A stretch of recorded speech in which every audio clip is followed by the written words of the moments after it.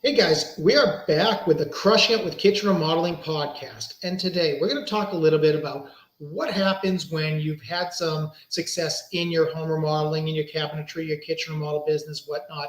Your showroom has gotten people coming in, you've been selling, and you're ready to open up that second showroom, or you're ready to open up a secondary market for you. So we have with us today someone who actually has gone through the process of selling a cabinetry company, of helping opening up a new showroom in a new market, a new location. We have with us Shawn Graser from Finecraft Custom Cabinetry. They're in Sarasota and Tampa, Florida. So we are so lucky. I can't wait to talk to Shawn, learn a little bit more about his journey, learn a little bit more about, the journey of opening up the showroom. We're going to do that, guys, just after this. Are you looking for some fresh ideas to jumpstart your kitchen remodeling business? Welcome to the Crushing It with Kitchen Remodeling podcast. Your host, Michael Goldstein, founder of Kitchen Remodeling SEO, the digital marketing agency working exclusively with kitchen remodeling contractors. And also, the author of the Ultimate Internet Marketing Guide for kitchen remodeling contractors, will provide insights on proven tips and strategies from top experts in this space so that you can take advantage of industry best practices. Your host, Michael Goldstein. Join Mike as he shares his knowledge each week with an insightful interview or educational segment about how to turn your online marketing efforts into more kitchen remodeling leads and sales opportunities than ever before.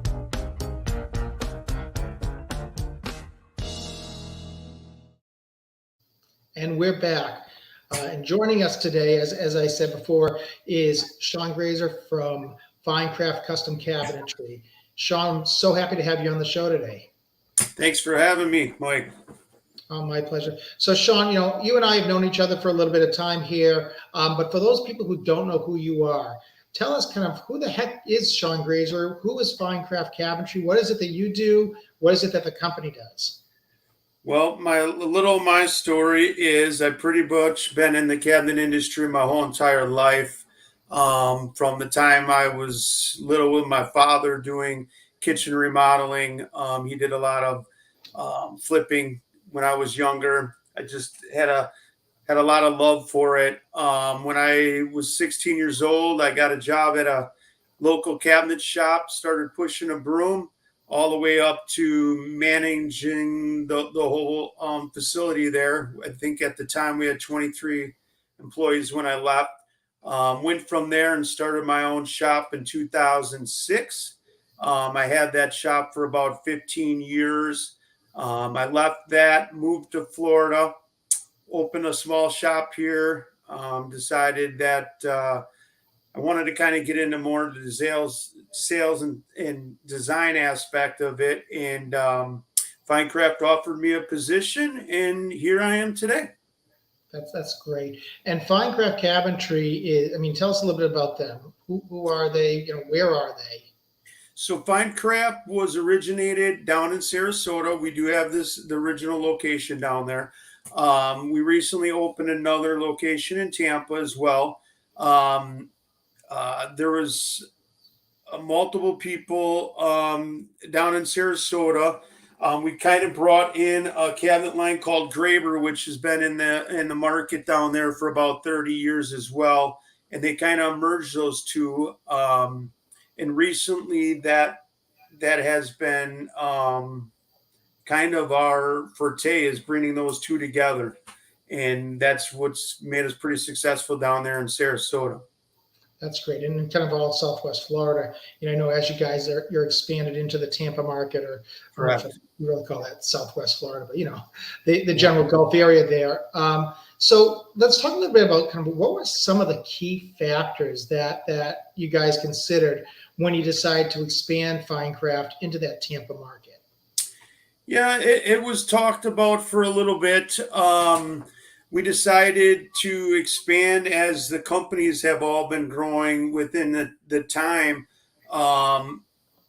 We had the possibility of really expanding, and we just wanted to go into a closer market and kind of get our feet wet in that market as well. I can tell you that Sarasota and Tampa are very different markets, and yourself has been helping us getting those locations going. which has been a great improvement by having you as part of our team as well. I appreciate that. So, you raised kind of an interesting thing is, when you look at the map and you look at Tampa Bay, you look at Sarasota, it's the same area, right? I mean, it's only a 45, 50-minute drive from one to the other, but it really isn't. And I think a lot of my listeners, they're in that same situation. And we work with companies in Los Angeles, we work with companies in Dallas, in major areas where you've got these, this small drive, but there are two totally different markets. Totally different. Yeah. How do you go about dealing with that? Do you change your strategy at all when you're dealing, even though it's Southwest Florida, it's the Gulf Coast? Yeah. I mean, we do really kind of change our strategy. And, to be honest, we're still learning and growing within that. As you are part of our team, we're every week we're talking about what we need to do differently. And we are so based down in Sarasota and used to that way. The biggest thing that I can say is that having an open mind and not just stick to one thing. As you know, in the marketing aspect, we're doing multiple different things. We recently just did that DBA to kind of bring in two one's called Finecraft Custom Cabinetry, the other is called Finecraft Custom Closets. That way we can actually market those two a little bit differently, even though they're all in one. Trying to get our feet wet in certain aspects in certain areas with certain things. That's really, really interesting too. As you think about entity marketing, which is something that larger companies certainly take into account with, but there people who are shopping for closets are not necessarily looking for cabinets and vice versa. Just coming to mind is I might be putting in a new garage, and I need to organize that garage, and I need to have the right cabinetry in there. All right, that's not the same as I'm looking for a new walk-in closet in my bedroom, and it's a totally different market. It's a different message, and I think the mistake that a lot of people make is that they kind of try and combine it all into one, and you end up being that jack of all trades, master of none type of deal. Correct. At least in the perception of your audience. Yeah, and even we have certain designers that do more in the closets than they do the cabinetry. So it really makes a lot of sense that way. And we can target different areas within those things. So, cabinetry, in a certain area isn't hitting. So then we can talk about, maybe doing a little more marketing for the closet side of things. Some of these areas have been just recently developed and built. The homeowners are okay with their cabinets, but they don't have closets. So that was kind of the way of thinking to it. That makes a ton of sense too. I mean, especially I know, in on the Gulf Coast in Florida, you've got so many of these, developers that are in here, and they're building these, luxury golf communities, and they're building out all sorts of communities where, people they're kind of buying a shell, and they walk in and they realize, I brought all my stuff down from up north, and I got no place to put it because I've got no organization. Yeah, as you probably can see in my office is a little of everything in here. So yeah, it is, and I'm still learning. I've been down here for 3 years, and I'm learning every day. And I can tell you one of the biggest key points to my success in life, period, is just never stop learning. Always talk to people like yourself that are, how much have you helped us? But, we also throw ideas to you, and you're like, oh, that makes sense. Like, hey, let's try it, so open-minded and never giving up, and always, striving to learn. Yeah, it's funny when you say that. It reminds me of the greatest billboard I ever saw when it used to be in Boston over this thing called the Southeast Expressway. And the Boston Globe put it up, and it said, read the Boston Globe. You'll feel like you know so much that you think you're 16 again. Yeah. Yep. Yep. Yep. That's I mean, it don't stop for me. I'm listening to podcasts all the time, as you know. I'm just always learning and growing, and it's just helped me get where I am today. And I've had a lot of things that were bumps in the road as we gone, and you know what? Nothing is perfect, and for we just sure. keep striving. Yeah. So just bringing it back a little bit to Finecraft and opening up the showroom and all that, because I think that's something that a lot of the listeners here have a lot of interest in. They're thinking about, should I open that second location? Should I enter that secondary market? When you guys did that, what challenges, do you think that you were facing in opening a new showroom? What were the biggest concerns you had? One is, obviously picking the right location, right? Kind of, dissecting what's going to be around you. Where is your clientele going to be coming from? How far out logistics wise, those key points play in it. Having two showrooms now, one down by Siesta Keys, basically down there, and then one up here. Logistically, how that marketing is going to cross paths as well. um, that was a key point. One is obviously we're dealing with a lot of snowbirds as well. So in our locations, those are all key points in trying to figure out a where to do it and why to do it there. Yeah. So that's kind of interesting that you mentioned the snowbirds, because not only is Tampa the number one growing real estate market in the country, and has been since before the pandemic even, but you have this massive influx of people coming in, and then you get the exit.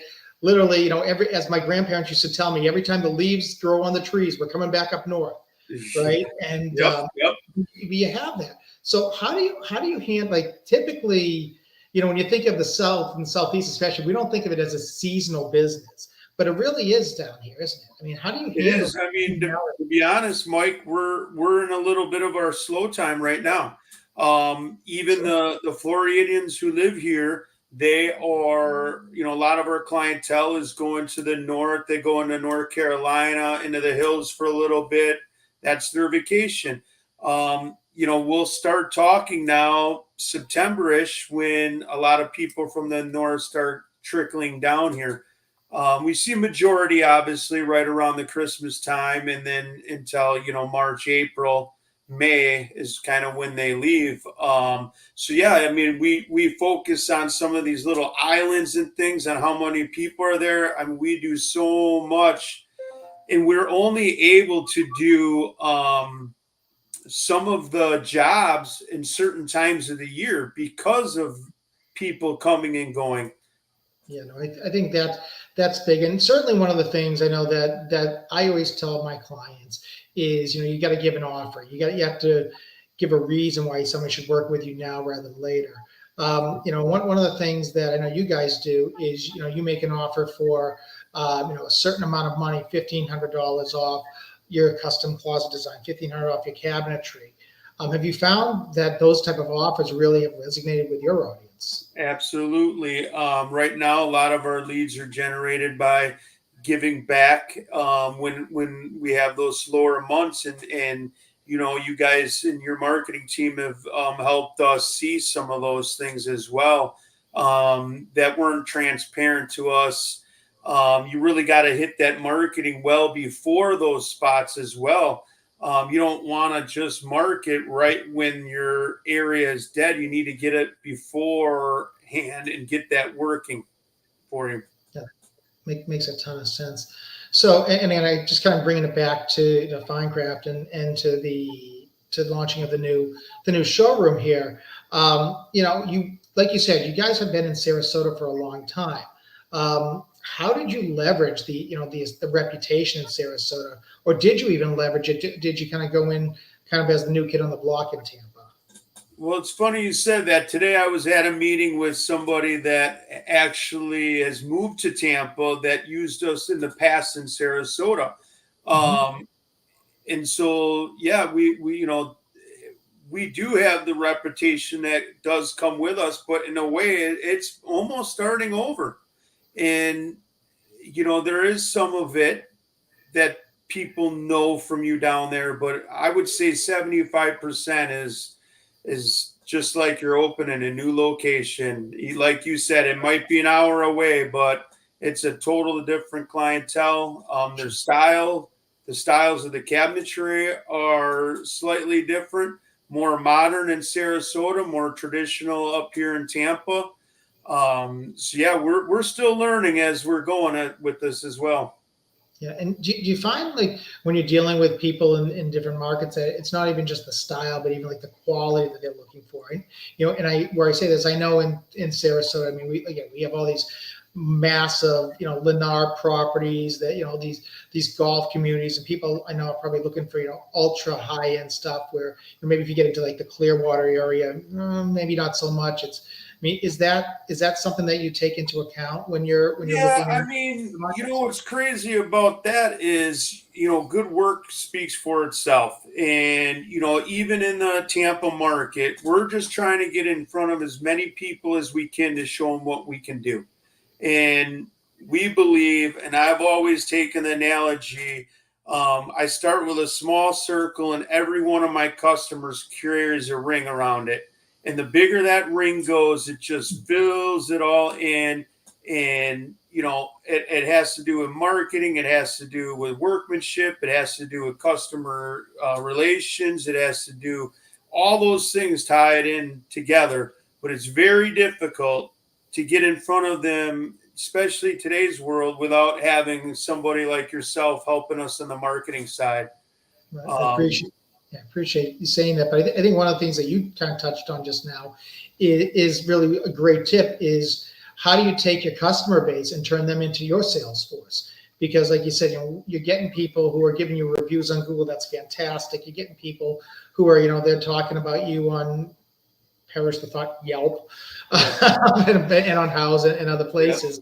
Yeah. But I mean, nobody trusts what you have to say, right? Nobody trusts, how from a marketing agency, nobody trusts what I have to say. Yeah.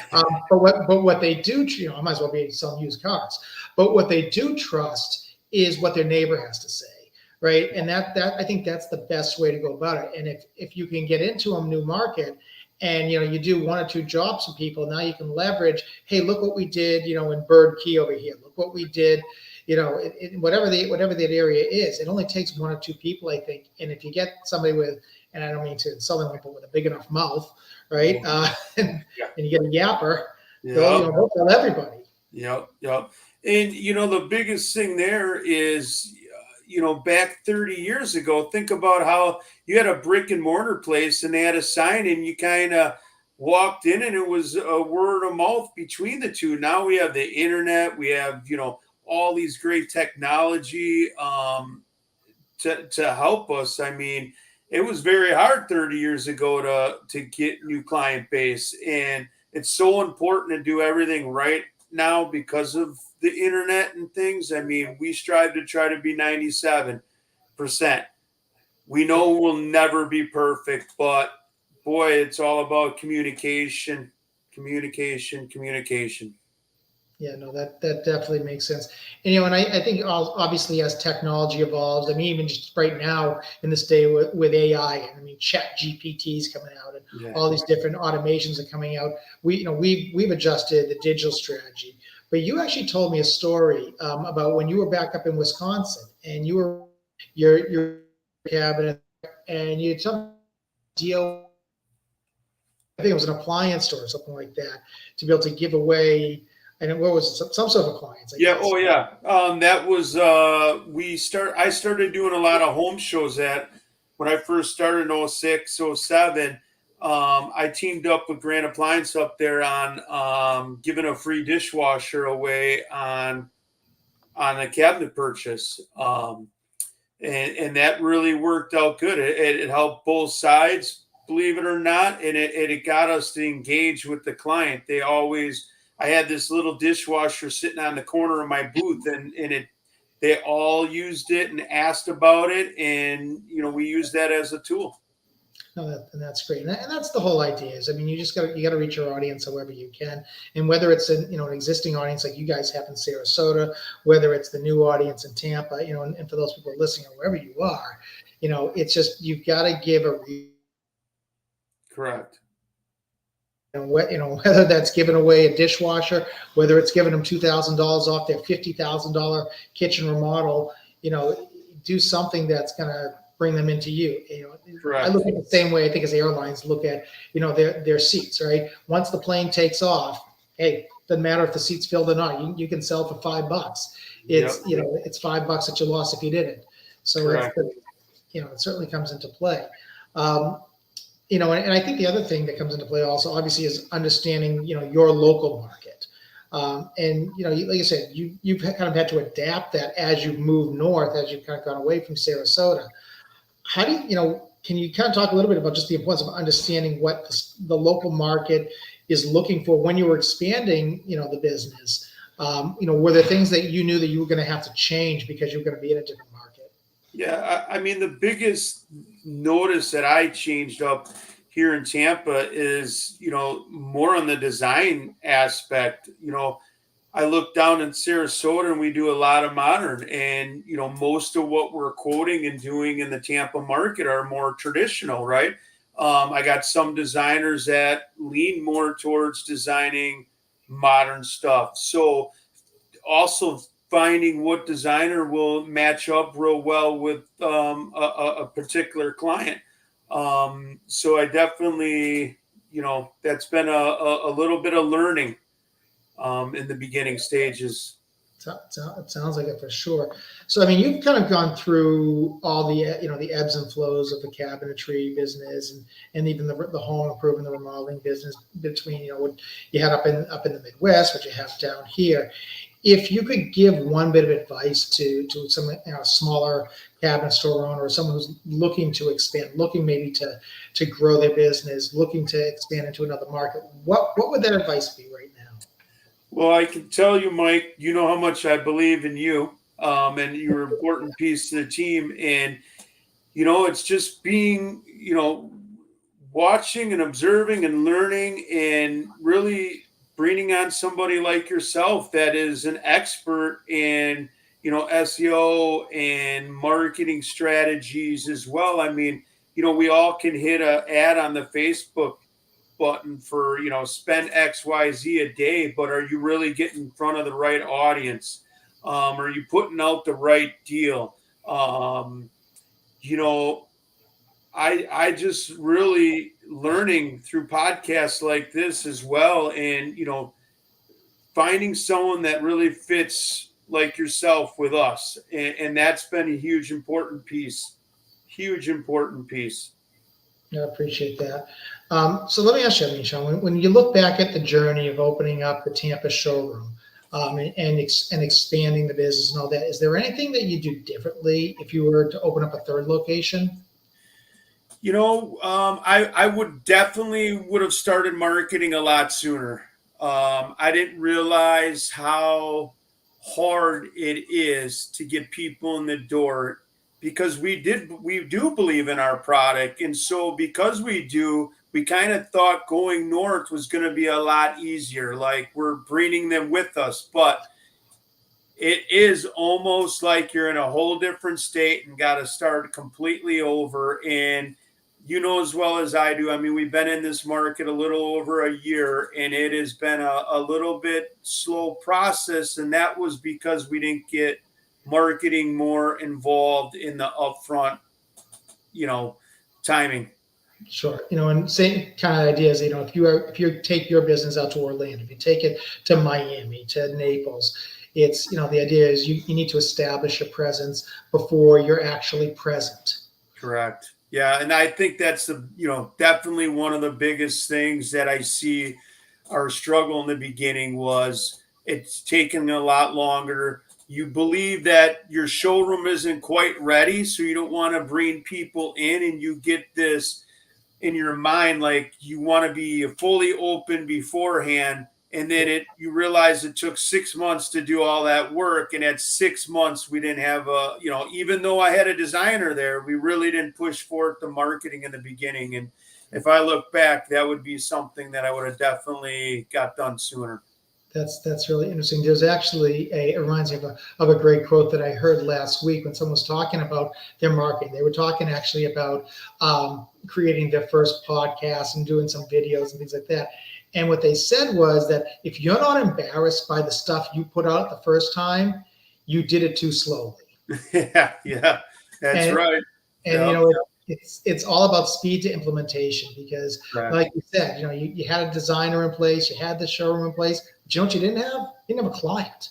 Yeah. And Yeah. that's Yeah, I did not realize how long. And even when we get new designers, they're if they're fresh in the market, it takes 6 months before they really get that momentum going. And we're finally making good strides. And I know I'm saying Mike's been a key important piece to this, and you have. Just because there's a lot of things I can only do so much in the course of the day. And if you really start limiting yourself because you're running out of time, you're better off paying somebody to kind of take that off you. that makes a ton of sense. And Shawn, I mean, you've actually given us a lot to think about here.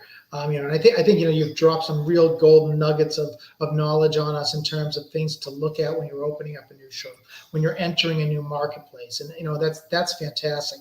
For those people who want to learn a little bit more about your journey, want to learn a little bit more about Finecraft Cabinetry, how would they find you? How would they get a hold of you or the company? Even how do they learn about you guys? So they can reach me via email. It's Shawn, SHAWN, at finecraftcabinetry.com. That's probably the best way to get a hold of me. All right. And then the company, of course, you're in Sarasota, you're in Tampa, finecraftcabinetry.com, finecraftclosets.com, certainly. And Shawn can be seen all over the place. I know that you're kind of doing the circuit right now, and you're being invited to some podcasts here and there. That's great. And to anyone who's listening, I mean, listen, that's the best advice I can give anybody is just be omnipresent, be everywhere where someone who may be interested in your services is. And that's what Shawn is doing. That's what Finecraft is doing. And that's what all the most successful cabinetry and remodeling companies, home improvement companies are doing across the country. So, kudos to you, Shawn, for taking action. Yeah. It's obviously come with your help, my friend. I appreciate that.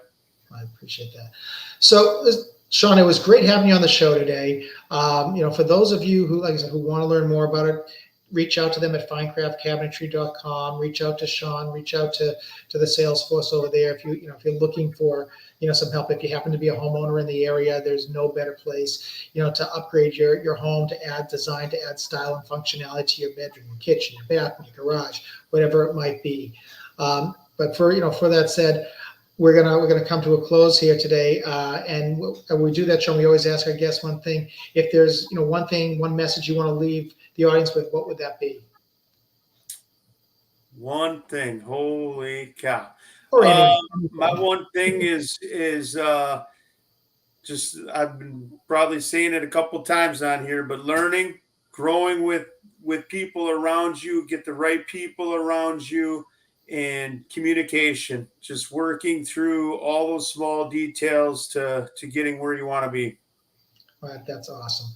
Thanks for the advice, Shawn. Thanks for the time today. I really appreciate you being on the show. For those of you who watch the show, listen to it regularly, we'll be back next week with a fantastic interview. We're actually going to have with us Jonathan Mast, who is one of the foremost experts in the AI evolution. We're going to be talking to him about how you can use AI to really optimize and find real-world business solutions. With that said, for Shawn Graser, for Mike Goldstein, this was the Crushing It with Kitchen Remodeling podcast. Hope you have a great day. See you soon. Thank you. Thanks, Mike.